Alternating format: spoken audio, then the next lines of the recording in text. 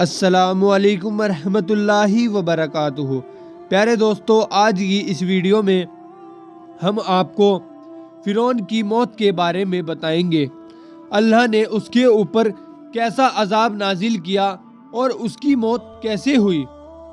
جب فرعون نے بنی اسرائیل کو زیادہ ہی پریشان کر دیا، تب بنی اسرائیل کے لوگ باہر جانے کی تیاری کرنے لگے۔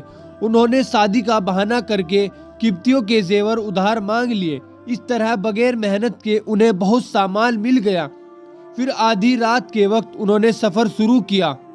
ان کے مال و اسباب اور بال بچے بھی تھے، یہاں تک کہ ایک منزل پر پہنچ کر پڑاؤ ڈال دیا۔ صبح کو جب قبطی جاگے تو دیکھا بنی اسرائیل کا ایک آدمی بھی وہاں موجود نہیں ہے۔ پھر انہیں جب اس کا احساس ہوا کہ ان کا مال بھی چلا گیا ہے تو وہ پاگلوں کی طرح شور مچانے لگے۔ ایک ہنگامہ کھڑا ہو گیا۔ فرعون کے دربار میں پہنچے، پوری بات بتائی۔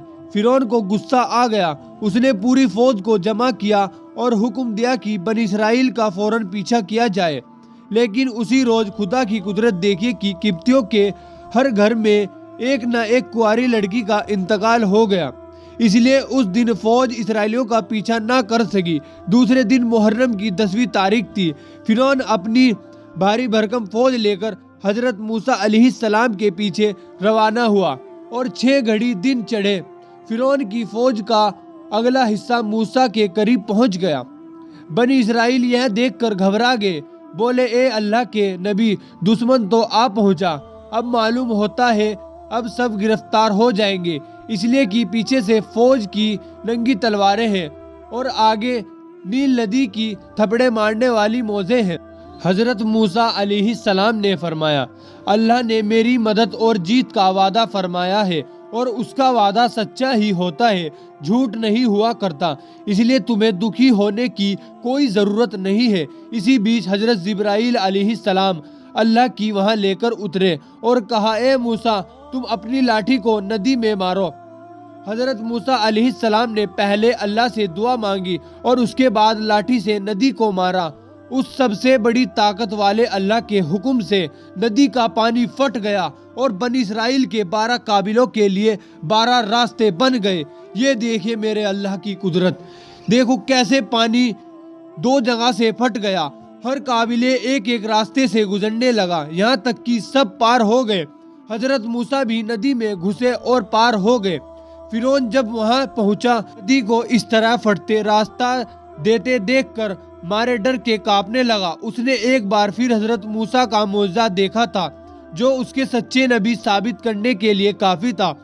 وہ سوچنے لگا، کبھی سوچتا مصر کو واپس چلا جاؤں، کبھی سوچتا حضرت موسیٰ علیہ السلام کی پیروی کر لوں۔ حامان سے اس نے پھر مشورہ کیا۔ اس نے پھر وہی پرانی بات دہرائی کہ اتنے دنوں تک تو نے بادشاہ کی مخلوق کو خدا بنا، اب شرم نہیں آتی کہ بنی اسرائیل جو اپنے جادو کے زور سے ندی کے پار ہو گئے، ان کا دن قبول کرے یا مصر کو واپس ہو جائے؟ کیسی شرم اور غیرت کی بات ہے! یہ ندی تو تیرے روب سے ایسا ہی ہو گئی ہے۔ تم تو جلد بنی اسرائیل کو پکڑنے کی کوشش کرو اور اپنا بدلہ لو۔ حامان کی ان باتوں کو سن کر فرعون کے دل میں تھوڑی بہت جو ایمان کی روشنی پیدا ہونے والی تھی وہ بھی ختم ہو گئی اور گمراہی اس کی قسمت میں لکھ دی گئی۔ پھر کیا تھا، فرعون نے بھی جوش میں آ کر دریا میں اپنا گھوڑا ڈال دیا، جس کا گھوڑا ڈالنے کا مطلب فوج بھی پیروی میں ڈال دے۔ چنانچہ پوری فوج نے ایسا ہی کیا۔ قبطیوں کے ظلم کا فیصلہ قریب آ گیا۔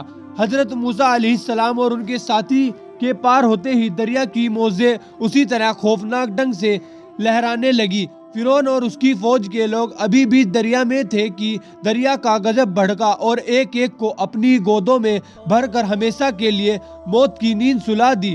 فرعون کی قوم اپنے ظلم کی وجہ سے پوری ڈوب گئی۔ اسرائیلیوں نے ظلم سے نجات پانے کی خوشی منائی، ظالموں کی ہلاکت پر خدا کا شکر ادا کیا اور اس کی تابعداری میں لگ گئے۔ اسرائیلیوں کو ایک اور زبردست فائدہ ہوا، وہ یہ ہے کہ 2 کروڑ قبطیوں کی لاشوں سے لاکھوں روپے کا زیور اور لباس اترا۔ پھر حضرت موسیٰ علیہ السلام نے یوشع بن نون کو 24,000 آدمیوں کے ساتھ مصر بھیجا۔ انہوں نے جا کر تمام خزانے اور مال جو اٹھانے لائق تھے جمع کر کے حضرت موسیٰ علیہ السلام کے پاس بھیج دیے۔ ان کے باغ اور ملکیتوں کو ضبط کر لیا۔ پھر ایک شخص کو جو قبطیوں میں سے ہی تھا ان کے بچے کچے لوگوں کا حاکم بنا کر واپس آ گئے۔ پیارے دوستو، اس ویڈیو میں ہم نے آپ کو حضرت موسیٰ علیہ السلام کا معجزہ اور اللہ کی قدرت کے بارے میں کیسے بتایا کہ سمندر کے بیچ میں سے راستہ پھٹ گیا اور حضرت موسیٰ علیہ السلام کے لیے راستہ بن گیا، اور فرعون جیسا کافر انسان اللہ کے قہر سے ڈوب مرا اور ہمیشہ کے لیے وہ جہنمی ہو گیا۔ اللہ تعالیٰ سے یہ دعا ہے کہ ہمیں اللہ صحیح راستے پر چلنے کی توفیق عطا فرمائے اور ہمیں شرک جیسے بڑے گناہ سے بچائے، آمین اللہم آمین۔ پیارے دوستو، اگر یہ ویڈیو آپ کو ذرا بھی اچھا لگا ہو تو اس ویڈیو کو آپ دل سے لائک کر دیجیے گا اور زیادہ سے زیادہ اس ویڈیو کو اپنے سبھی دوستوں میں شیئر کر دیجیے گا۔ ہم دوبارہ سے آپ کی خدمت میں ایک ایسی ہی ویڈیو کو لے کر حاضر ہوں گے۔ تب تک السلام علیکم ورحمۃ اللہ وبرکاتہ۔